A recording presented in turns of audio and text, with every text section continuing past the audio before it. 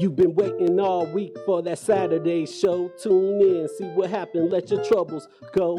Work real hard, now it's time to take it slow. Kick back and relax with that Saturday show. Hello from New Mexico, USA.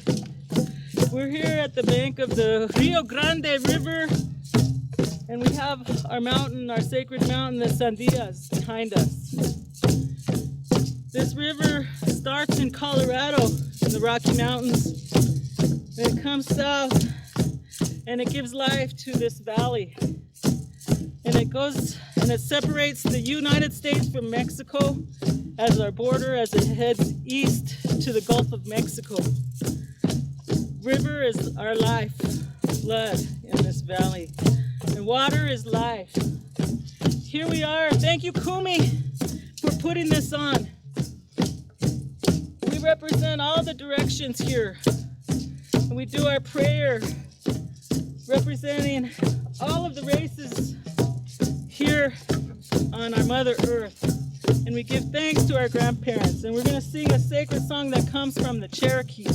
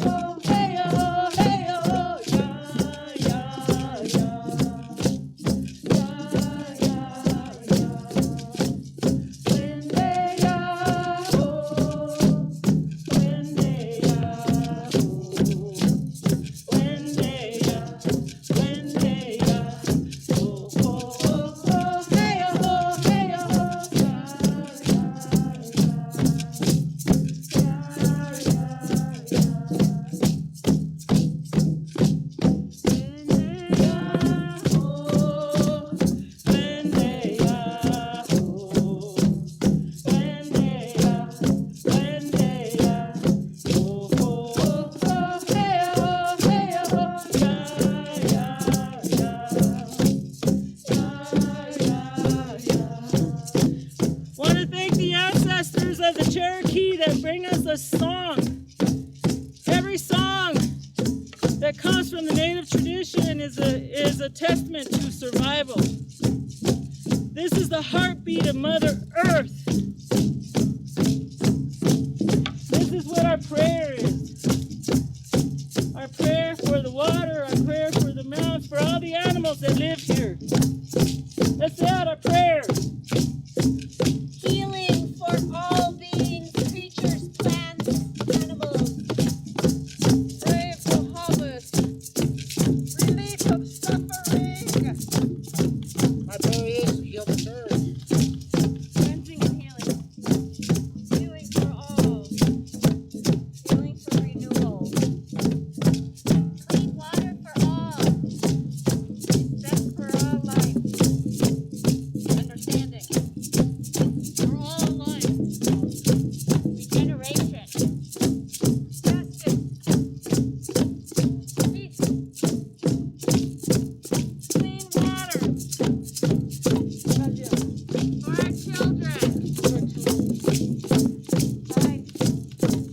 Love. Healing of Mother Earth. We give thanks for this river, for these trees, and our prayers for all our relatives all around the planet. We give thanks for this heartbeat, and this prayer goes out into the universe forever. Aho, Mitakuyasin! 1, 2, 3, 4!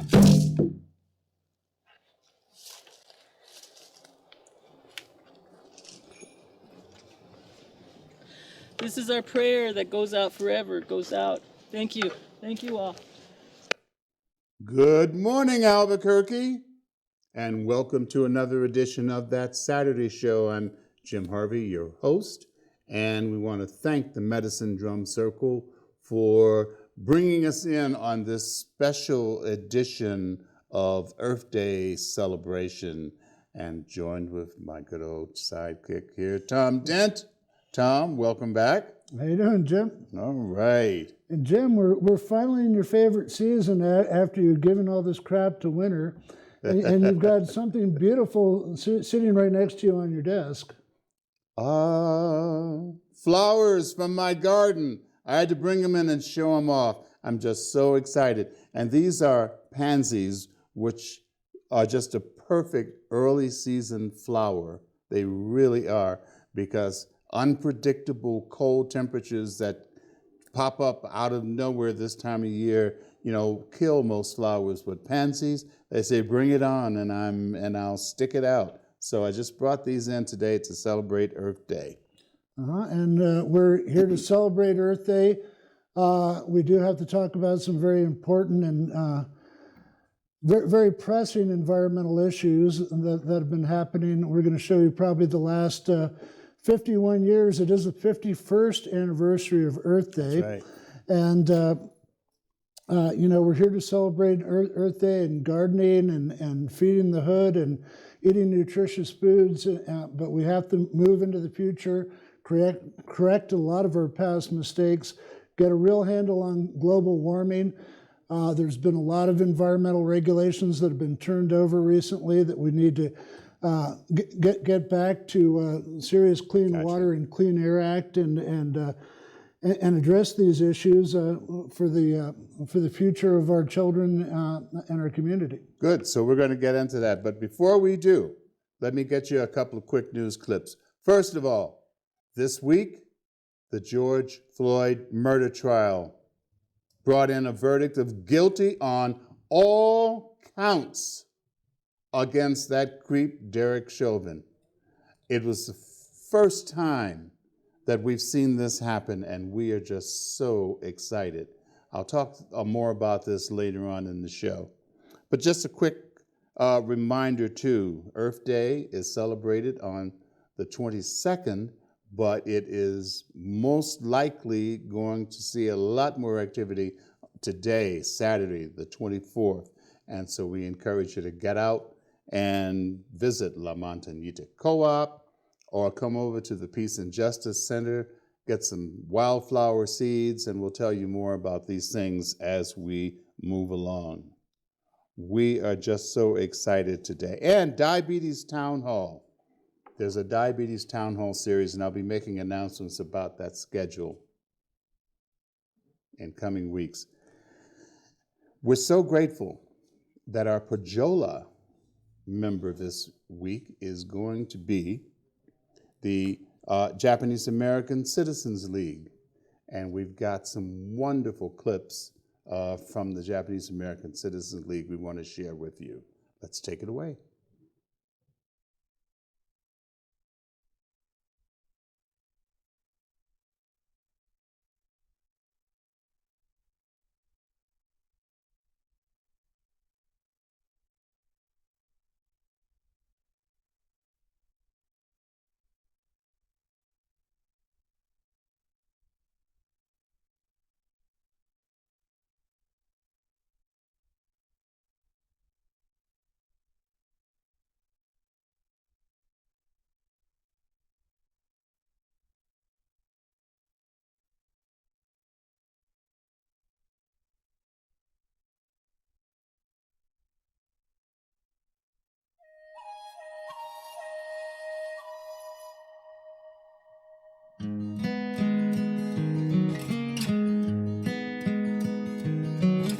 The order came in 42 from the president, and they told us to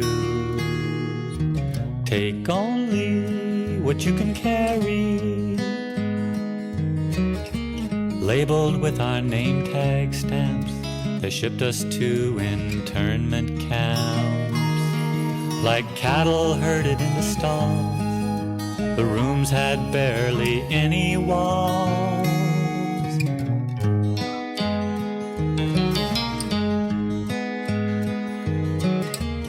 Up and down the western states, they took our land and sealed our fates. Our homes and orchards left behind, like the Constitution, oh, but never mind.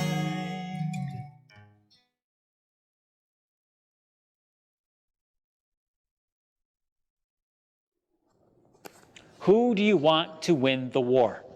I am interested to know where you'll go when you leave. Mr. Wazuki, if I have to repeat each one of these questions, we will be here forever.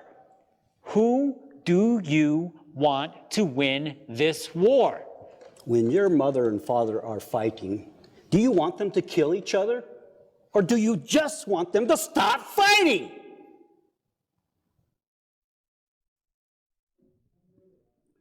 These valuable clips from the Japanese American Citizens League are just so appropriate in this day when we are experiencing such demonstrations of hatred against people of Asian descent all over the country.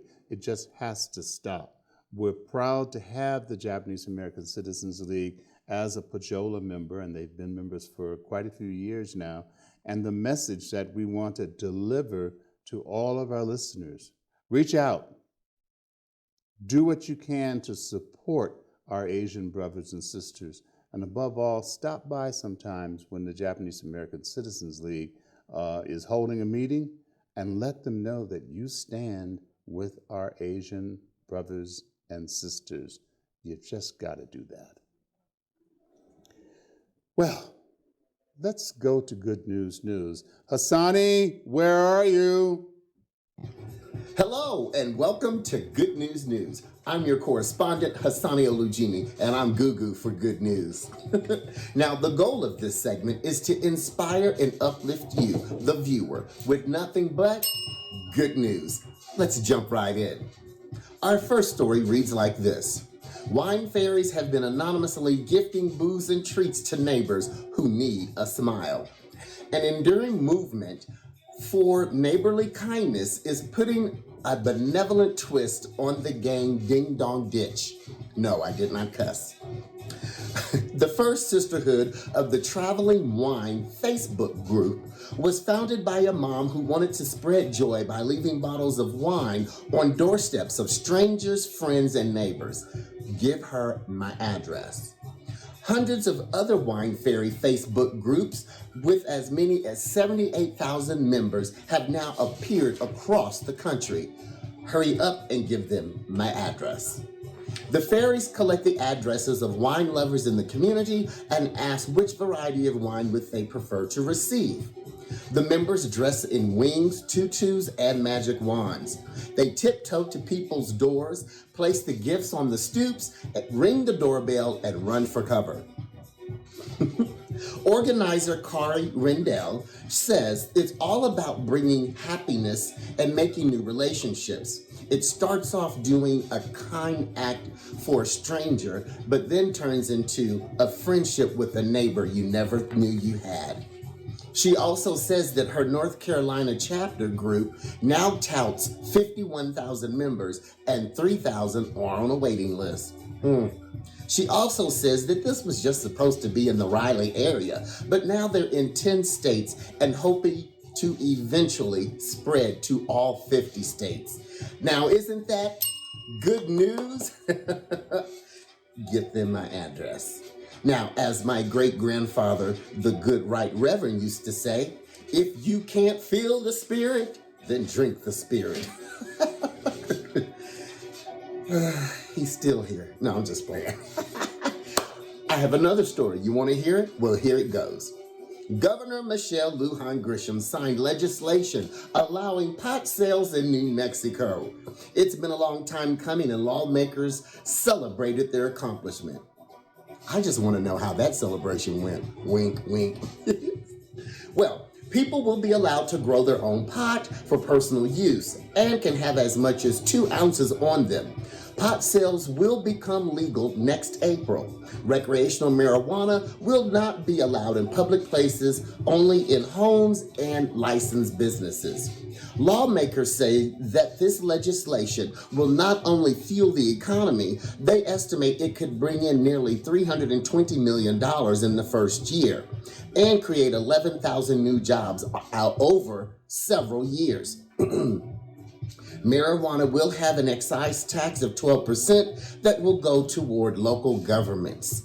Isn't that good news? Thank you, Michelle Lujan Grisham, for signing that bill and a few other bills that are so pertinent to New Mexico. Thank you for keeping us on the right track. Now, I'm going to take a quick break, but I want to introduce to you and present to others my new friend, Little Big Mama. She's a blast. Hope you enjoy her. Take it away, Little Big Mama. Thank you, Hassani. I just have a quick question for your audience today. Why did the kid bring a ladder to school? Because he wanted to go to high school. Now, before I go, baby, I want to share with you a pearl of wisdom from my grandfather to me when I was just a little girl. He said, Little Big Mama, truth hurts. Not so much like jumping on a bike with no seat, but it still hurts. Back to you, baby. Thank you, Little Big Mama. I will remember about the truth. As we always say, the best way to turn a frown upside down is to get goo-goo for good news. I'm your correspondent, Hassani Olujimi, and I'll see you right here next time on That Saturday Show with more good news. Well, we've got a lot to cover on this show for our Earth Day special as we get into it. We're going to talk about gardening, cooperatives, agricultural exchange, the history of environmental social justice and environmental racism, the number of very nasty and earth-threatening pollution and potential nuclear disasters. We're going to talk about the history of Earth Day. Again, it was founded in 1970. This is the 51st anniversary of Earth Day. We should have made a huge celebration for the 50th anniversary of Earth Day last year, but unfortunately that was erased by the pandemic. But now as we start getting out and about and ready to go and getting back out in public, it's time to get to work in your gardens, to get to work in our farms, to feed the hood, and to feed our communities and families. Some have said that even gardening itself is one of the most revolutionary forms of protest, to take care of your community and help lift it up by the grassroots. And so Jim and I are old enough to remember way back in the day, like we said in the other program, I was raised in New Jersey, Jim's from Chicago, and Jersey when I was growing up. I mean, from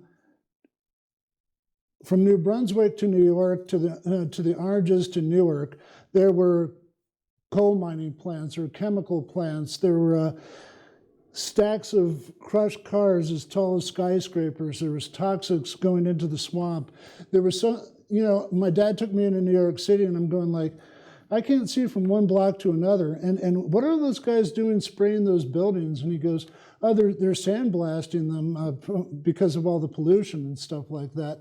And then as we go out towards Pennsylvania, remember we had the 3 Mile Island crisis. And as we go out towards Chicago and Jim's area, we had what? We had methane gas, first of all, from the stockyards. But more importantly, if you look over into our neighbor, Ohio, good grief, the river was on, the lake was on fire. It was burning all the time. And everybody thought it was a novelty, that the lake was on fire from toxic dumping. Lake Erie was burning. And just could not believe that kind of thing could be happening. But it did. And I'm so glad that we've taken steps to really reduce that kind of pollution that's killing Mother Earth. And you had Browning Ferris incinerators all around Chicago. Back in New York, there's tons of toxins leading into the Hudson that some of our older members and viewers will remember. Pete Seeger and other musicians put on a huge campaign to clean up the Hudson River. And, you know, going back even further than that, during the 60s, there was a growing public outcry for the planet, its well-being, and our abuse towards it. And in addition to massive consumption of the Earth's resources, humanity looked at the extensive water, land, and air pollution in the face back then, which caused it to cry out to continue to grow, and the voices became louder and louder. So in 1970, the cry became a general consensus. You know, this came out of the Vietnam War, a whole bunch of different protests, racial protests, and the cry was answered through environmental activism and acknowledgement about the world's fragile state, and led to celebrations to honor a globe like Earth Day. So let's go to the videotape, as someone used to say. We've got a real good presentation that we want to share with you. This is a great old clip, and it even features Albuquerque as one of the first places to march and celebrate Earth Day. And you have to be a little careful because, remember, this is over 50 years ago, so Walter Cronkite is not saying the most politically correct language back then, so forgive him.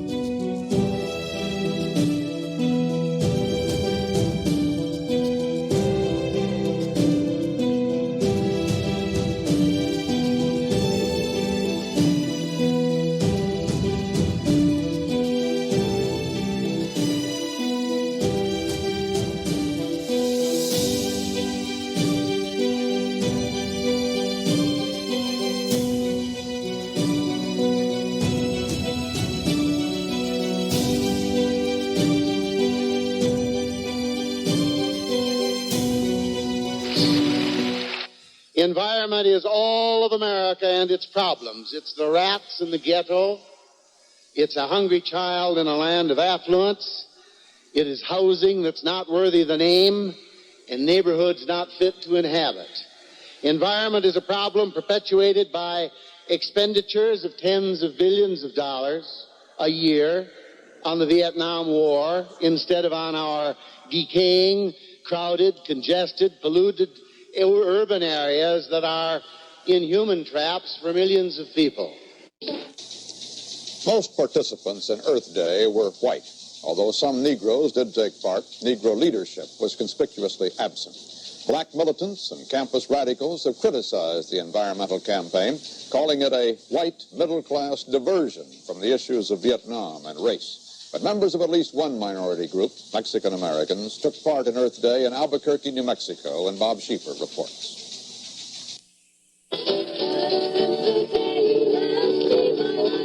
They gathered here in an atmosphere of fiesta, many of them dressed in native folk costumes and listening to a strolling mariachi band.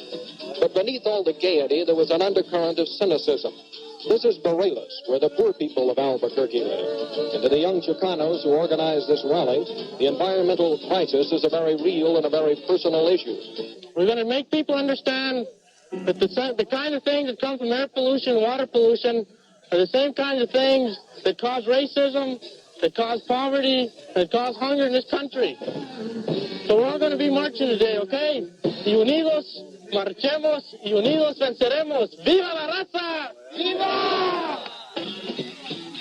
The march moved out and snaked through the city's worst poverty area. They were young people mostly, many from the University of New Mexico on the other side of town. The Chicano Student Organization had endorsed the environment activities on campus, but they contended the real crisis was here. They carried signs saying free the brown people and Chicano power, and they followed a route seldom seen by outsiders. It is a neighborhood of dirt roads, outdoor plumbing, and adobe houses.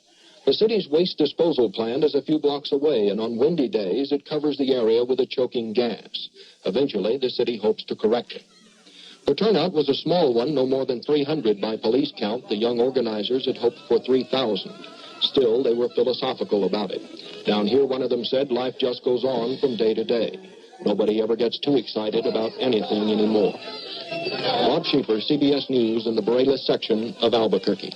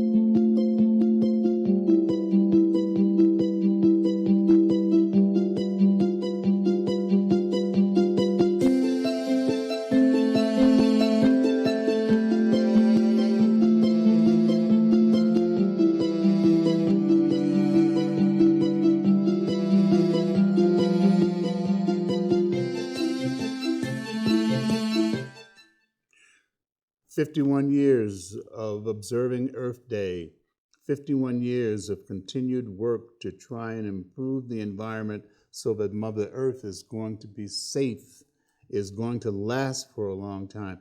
You know, I remember taking a train ride. I think I was taking a train ride from New York to Chicago, and whatever route it took, it rode by 3 Mile Island. And up until it got to that point, everybody on the train was celebrating, having a good time, you know, as you can experience on a good long train ride. When we got to 3 Mile Island, good grief, you're talking about the hush that fell over the entire train. Very eerie to see that this possible nuclear disaster could have wiped out a whole region in the United States because of negligence and because of the use of nuclear materials. What a way to live. It's just got to stop, and we're still fighting those same battles today. Tom?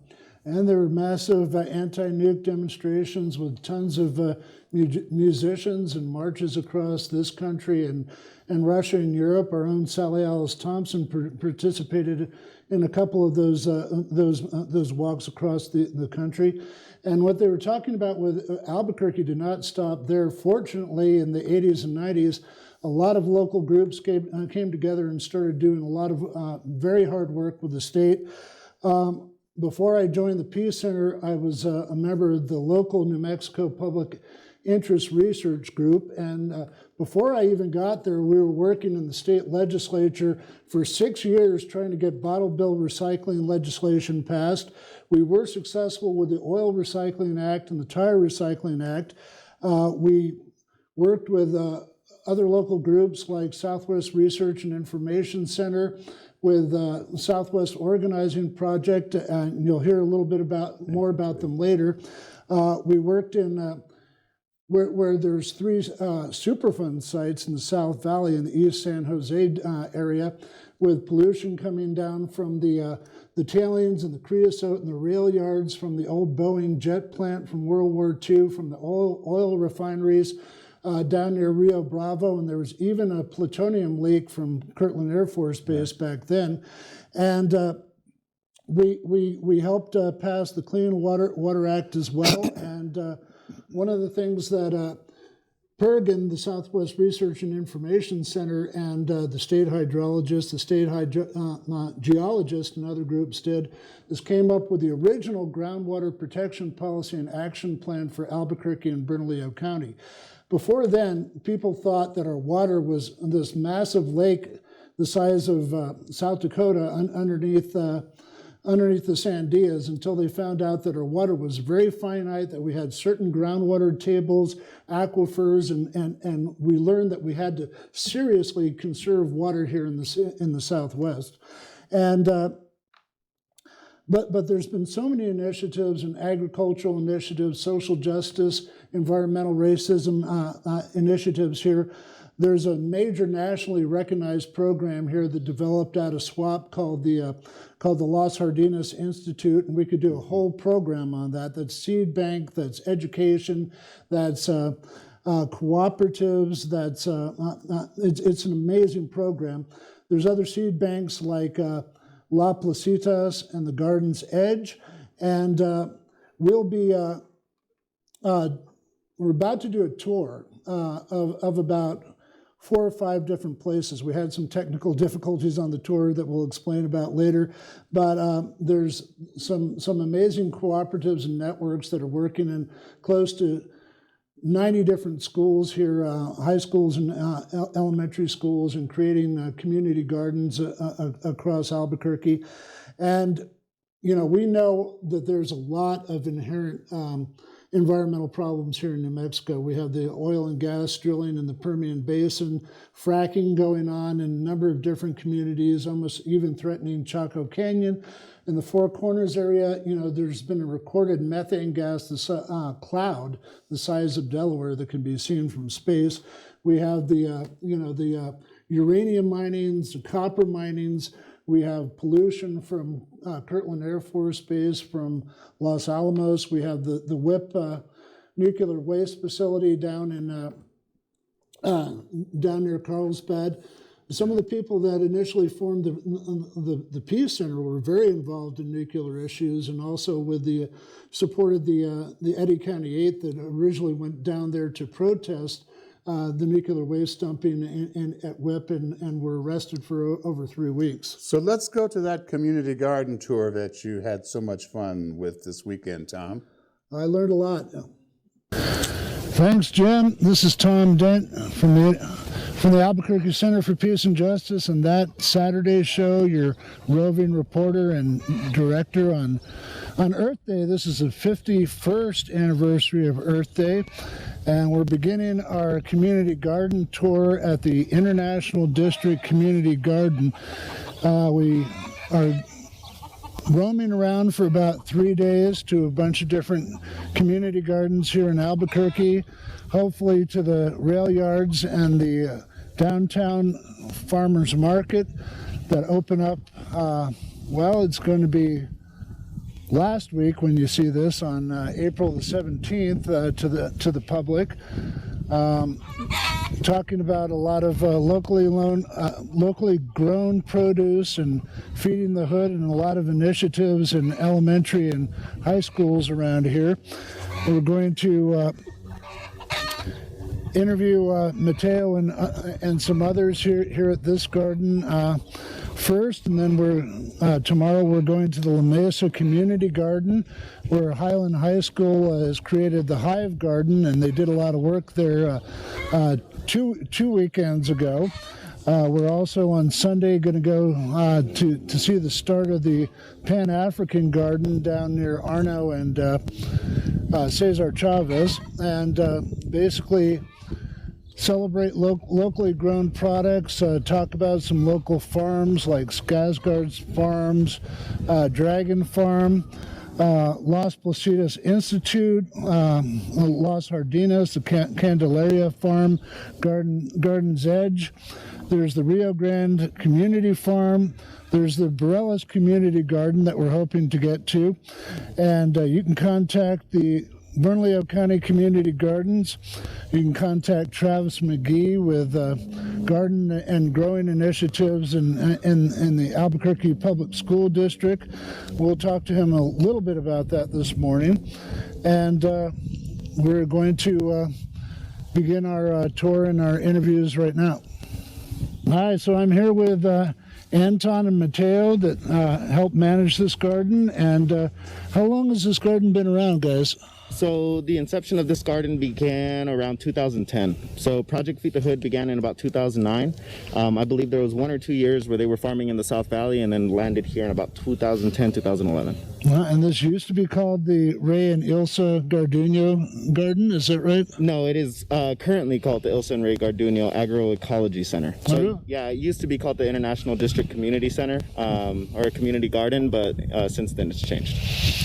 Cool. Yeah, and SWOP manages this, the Southwest Organizing Project. Yeah. So as my hat says. Oh yeah. SWOP. Okay. I didn't notice that. No, you're good. You're good. No, and SWOP is actually a Pajola member at the Albuquerque Center for Peace and Justice. So we've done a lot of environmental work and contact work with SWOP. Right. So I'm the food justice organizer for SWOP. So there are many different types of organizers that we have: feminism organizers, youth organizers. I happen to be doing food justice, so specifically work around access to fresh, healthy, organic, nutritious food. Right. Yeah. So Antoine was telling me that you do a lot of distributions with the elementary and high schools, and who else do you get your produce out to? Well, so as you can see, we're in the middle of a neighborhood, right? So this is an urban space. So we try to get as much of the food out to the community as we can. We have people that are coming through here all the time. As you can see, the garden doesn't have any gates around it for the most part, right? This one does. This used to be the original garden before we expanded it out. Now this entire acre is Project Feed the Hood. So a huge reason why there isn't any walls is so that people can freely come in and out and get whatever it is that they need. So part of it is being able to grow the food, which is this guy's main specialty. He's been an intern with us for about 5 years. So that's one of the things that we do. And then the other part of it is actual education around what these plants do medicinally and nutritiously. It's a long process, you know? Mm-hmm. Yeah. Great. Yeah, we might have a segment on our show with an herbologist, so that might fit right in with what you're doing here. Yeah. So what are you growing here? Oh my God, you wanna? we got all sorts of stuff growing here right now. As far as herbs go, we have our medicine wheel on the outside there, and we have catnip, we have lavender, rosemary, sage, fennel, all sorts of stuff growing right now. A lot of the stuff that was here last season has gone to seed and is starting to reseed itself, and so we're seeing all sorts of stuff pop up, basil, different things of that sort. So is this like your busiest management season to get things restarted, see what's growing annually and dig and all that and fertilize? Absolutely, yeah. I've been in the last couple weeks just seeing all sorts of different things pop up. The big thing that we're trying to remove and sort of change the seed bank in the ground is with the goat heads. So for the last, however many years, it's been mainly goat heads just sort of networking around here. And what we've been starting to do to sort of actively reduce that number and increase competition is bring in cover crops to change the seeds that are in the ground right now. I think the next interview we're going to do is up at La Mesa Community Garden, and they said that the students from Highland High School were creating a hive garden out there and doing a lot of painting, and they said that Mateo here had helped them by dropping off a bunch of fertilizer to them. Yeah. So how's that going up there, and how does this exchange kind of happen of materials, and where do you get your fertilizer from? Right, so I think the first thing, just to go back to your last question really quickly, is one of the biggest things that we're growing right now is cover crops. So everything right here is a cover crop. It may look a little jungly, but this is all going to get cut down, and this is all adding nutrients back into the soil in a way where we're not not tilling anymore. This is a no-till garden. And I just want to say that because it's extremely important for the way that we grow food here, right? No more plows, no more any of that anymore. We're not shoveling in industrial supplements, right, to our land. So I just wanted to cover that real quick. In terms of where we get our stuff from, we go to Solutions. Big ups to all the folks out there. So Solutions, it's off of Rio Bravo, way out in the valley. But they've been the people that have been helping us out the most. We move cubic yards at a time. Wow. Sometimes we get their delivery system and they'll give us 15 at a time. So come around 2 weeks, we're actually going to be building out a food forest here, and we're going to get somewhere around 30 cubic yards of compost, another 15 cubic yards of mulch. It's going to be pretty massive. Just to give you a kind of idea for the viewers that don't necessarily know how much that is, that's about the size of a truck bed. So a good sized truck bed is about 1 cubic yard. So you can imagine that multiplied by 15. That's the level of material that we're getting on a consistent basis, right? Yeah. So when it comes to the schools, we usually do those in 1 cubic yard loads, and really it's my grant funding, right? So we're a nonprofit at Project Feed the Hood, SWOP. We get this money, and a big thing about this money is that we don't need to be keeping all of these resources, right? The whole point of us getting these funding is to make sure that this goes out into the community, and that's something that I've really tried to make sure that I'm doing to the best of my ability. I came on full time with SWOP July of last year. And so in that time, I was an intern before, and now that I have the power to be doing that, I'm trying to distribute these resources and a lot of this funding to all the capacities I can. So, for instance, yesterday we were at Kirtland. I built an irrigation system at Kirtland yesterday. The day before that, I was at Van Buren building out an irrigation system there. Tomorrow, I'm going to be at Atrisco Heritage High School building out an irrigation system there. Last Saturday, I was up in the International District working with Albuquerque High students, and I delivered a cubic yard of compost there.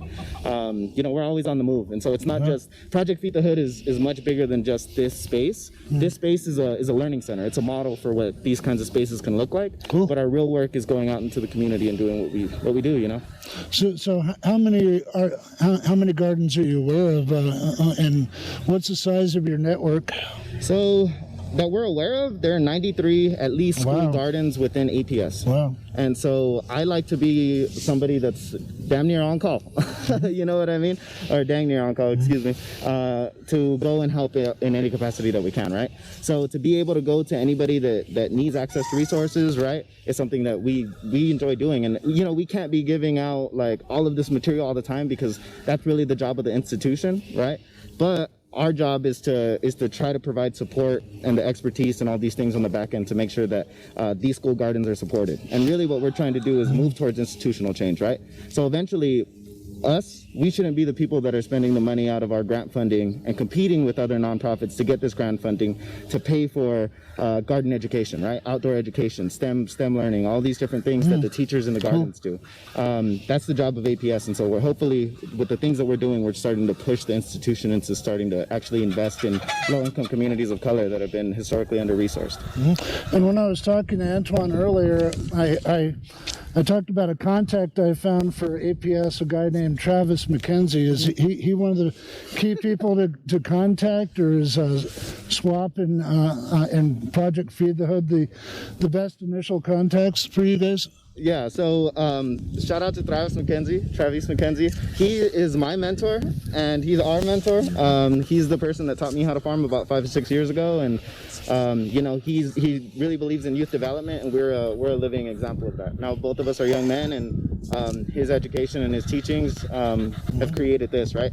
So I'm just going to shout out him real quick. Travis currently works at Polk Middle School, so he's a teacher down at Polk. Oh, really? Yeah, and so he is somebody to contact, but I would say he has so much on his plate. There is a person at APS whose explicit job is to be a school garden community support person. Her name is Kateri Sava. You can find her at kateri.sava, S-A-V-A, at aps.edu. And I don't know if you guys on your show can put up little things to, put out that information. But Kateri Sava is the person for most folks within APS to contact directly. And if I need to come in boots on the ground, then I come in boots on the ground, right? The other person or the other organization to contact is the Growing Health and Justice Coalition. So that's a coalition that is grown out of tons of different teachers and students and community organizations and all these different places that are currently right now helped form the School Garden Conference that's happening right now. So that's happening every Wednesday, has been for the last couple of weeks, but the Growing Health and Justice Coalition is specifically pertaining to EPS. Wow. Yeah. That's great. That's really valuable information. Thanks, guys. I noticed you have a bunch of chickens and a beautiful rooster over here, too. 2 of them. 2 of them? And Antoine was saying you get about, 12 eggs a day out of those guys? Yeah, now with the spring coming up, they're pumping out even more. We're probably closer to 2 dozen almost every day. So. And I also noticed that you have a pretty complex triple drip irrigation system out here. Seems to me that's the best way to go. I've had people working in my garden that have put in all sorts of different fertilizer, permaculture clay, and mulch and stuff like that. And I tried direct sprinkling last year, and it was halfway a disaster. But it seems like for water conservation, drip irrigation is definitely the way to go in Albuquerque, New Mexico. Right. Yeah, no, definitely, and that's why we're spending so much time building out infrastructures at the schools, right? You don't want students carrying around pails of water, as I've seen in the past, to gardens that are halfway across the school, right? Our job is to try to make it as easy as possible for teachers and students to be able to actively work in the garden instead of spending so much time maintaining it. And a huge aspect of that is trying to make sure that all of these water systems, especially in the desert Southwest, are efficient and dang near set up so that everybody can do what they need to do, right? Yeah. Well, I know at one point Albuquerque Mutual Aid moved to SWOP for a little while. It's now in another location. Do you guys do any direct work with Mutual Aid? Not necessarily so direct. So the people that do Albuquerque Mutual Aid are near and dear to our hearts. So I was talking to Monica Stevens just 2 days ago about other garden resources. Yeah, we're probably going to interview her down at the Pan-African Garden on Sunday when these guys are going to be doing a bunch of work down here. And these guys got to go because you can tell they work like crazy and they got to get back to work. Yeah. No, definitely. But we had our own food distribution. We were growing out at scale at a farm in the South Valley for a little bit of the summer last year. And this year we're planning on doing the same thing. So the same kind of mutual aid model. We're going to be doing, that's what we do. Great. We really appreciate your work. The community really appreciates what you guys are doing and the whole network and the whole distribution. It is so revolutionary and so valuable to the community. So thanks for taking the time out for this interview today, guys. Yeah, for sure. Thank you. All right. Happy spring. Happy Earth Day. Yeah, have a good one. Thanks. Hi, this is the second part of our tour. We've dropped all the way down into the South Valley, right next to the Bernalillo County Albuquerque Water Reclamation Plant. This is the Mountain View Community Garden. And we're doing this pretty early in the season, so they'll probably come out here in force next week or the week after that and do a whole bunch of tilling and planting. You can probably see some beehives out here and some new trees in the orchard that they're starting to grow here. There's fertilizer in the distance, so hopefully this is an ongoing project and reaps benefits in the valley and for the community. We're on our third leg of the tour. I'm here with Victoria from Coronado Elementary. This is listed as the Barelas Community Garden, but it's basically used as a teaching garden for Coronado Elementary? Yeah, so the community has graciously allowed us to use this land for the kids to come out and learn garden.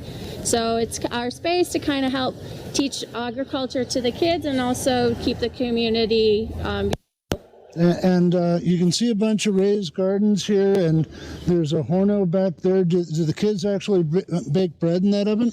We do a community event. We haven't done one since COVID, but we have done community events in the past and fired up the horno, and we all, just have even actually a grill too, and use the space and invite the community, but we haven't done that in the past year or so. Great. You know, we're filming this for our Earth Day segment, but we're a little bit early in the season, so it looks like everybody's ready to get to work and do a whole bunch of work in their gardens. Definitely. All right. Thanks for your time. Thank you. Have a good day. This is Tom Dent with That Saturday Show. This is the fourth stop on our Community Gardens tour for our Earth Day special. I'm here with Oni at the Pan-African Community Garden. Hi, Oni. Hi. Thanks for doing this interview. What do you guys plan to do with this, and how big a garden do you guys want to create, or number of gardens, or are you going to do raised gardens, or what's the overall plan here? So we're planting around a dozen raised beds of assorted fruits and vegetables and indigenous plants, native plants in New Mexico. We want to create a community gathering space. We want to start having events here. There's police constantly killing people, so there's, constant time to gather and mourn and plan and strategize, and we want that to be a space for that kind of work. Really, that's a very good point. When the films that we're showing and talking about things like Las Jardines and agricultural initiatives, a lot of it has to do with environmental races, social justice, and feeding the hood and keeping communities together. Yep, absolutely. It's the same vision here. Food is like a fundamental issue. Access to food is a fundamental issue. Food sovereignty is a fundamental issue. And so we want to grow something. We want to grow food here to feed the community. We want to teach the community gardening skills. We want to build self-sufficiency and self-determination with this project as a form of community defense. Great. Do you guys plan to build a fence or have a little facility here or anything? So we had that conversation today, right? Because we want to protect the space, but we also want to be as open as possible to the community. And so we're talking about having a low fence to prevent kids from running into the street because we're on a busy intersection. We're also talking about making a fence out of plants, like sunflowers and corn, and securing it that way. But that's an ongoing discussion for sure. Yeah, well, I don't know. In this neighborhood, I hope you have a way to keep a good eye on this so nobody messes with it. Yeah, we think if we build support within the community, if we let the community understand that this is their space, that we're going to build it together, that we will have that support and people won't mess with it. Cool. Okay, as you can see here, there's a bunch of people volunteering and digging around and picking up trash and getting the space ready. We're doing this a little bit before Earth Day, and it's not exactly tilling and growing season, but it is time to get out there and work in your community gardens, work in your own gardens, get ready for planting season. It's right here, it's right around the corner. Next full moon is this Tuesday, which would be, the Tuesday after Earth Day when you're watching the show. Thanks very much, and thanks to everybody who's involved. Thank you. Thanks for coming here. All right, so it's about time we got to work in the garden. This is our personal garden. We've had it for close to 20 years. We've had some good seasons. We've had some bad seasons. These are my furry helpers down here. This is the reason why my friend Lloyd and I built this huge fence around this garden so they wouldn't destroy everything and dig huge holes.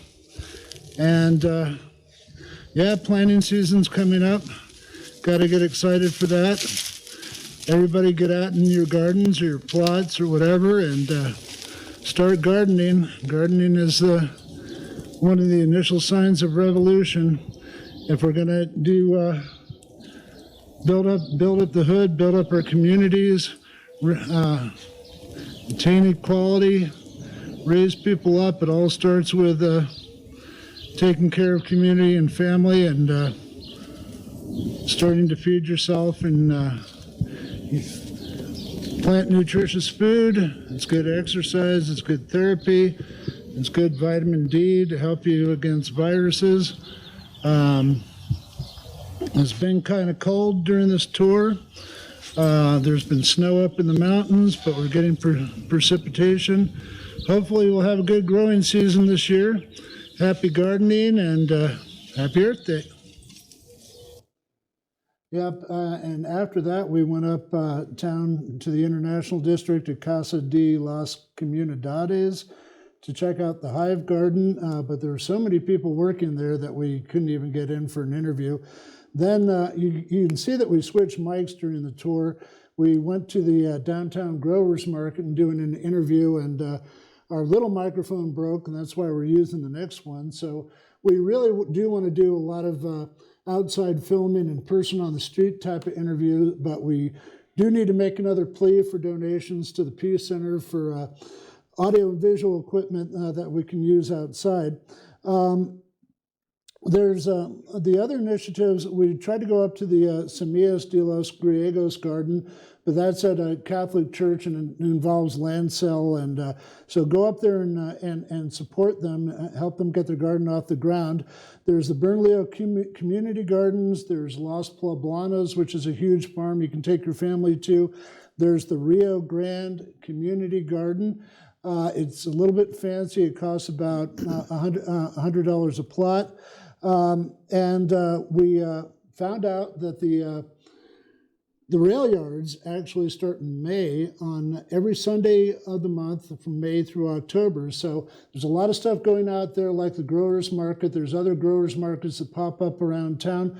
There's potters, there's arts and crafts, there's growers, there's music, there's poetry, great food. It's a great time for the family. Get the family out and about to the growers market and the rail yards and enjoy it. That's wonderful. It's really exciting that this time of year we can get outdoors and enjoy the fruits of the labor of people that are doing these gardens everywhere. You know, when I saw you at that first garden, Tom, and I heard the chickens, first thing I wanted to ask you was, did you bring any eggs back? You know, my goodness. But I'm really happy that people are doing these things. And just 93 community gardens just in the Albuquerque Public School program alone is really exciting. And then you've got a garden at home and furry friends to help you, you know, so that's I'm expecting some vegetables before things are over. You know, you got to bring them on over to the Peace Center.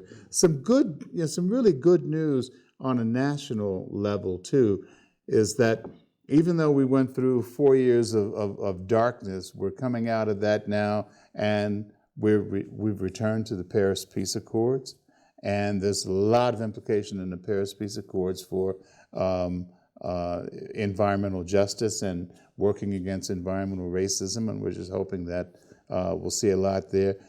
New environmental regulations are coming up everywhere, and then back to the G8 summit. Will there be a really powerful exchange between this country and other countries, particularly those industrialized countries?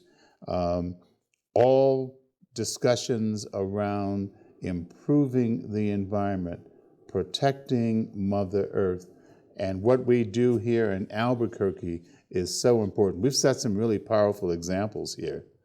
And, you know, we've just got to pat ourselves on the back. But the work continues, and there's more to be done. So if you're interested in gardening, if you're interested in doing anything to help the environment, contact us at the Peace and Justice Center, and we'll be glad to help you. We'll point you in the direction of some of these folks.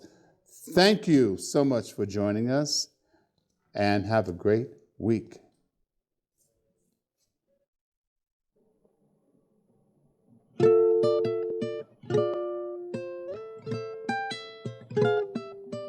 Until the next time, it's time to say goodbye. When you out here in the streets, keep it real, 505. We love everybody, we just want to let you know.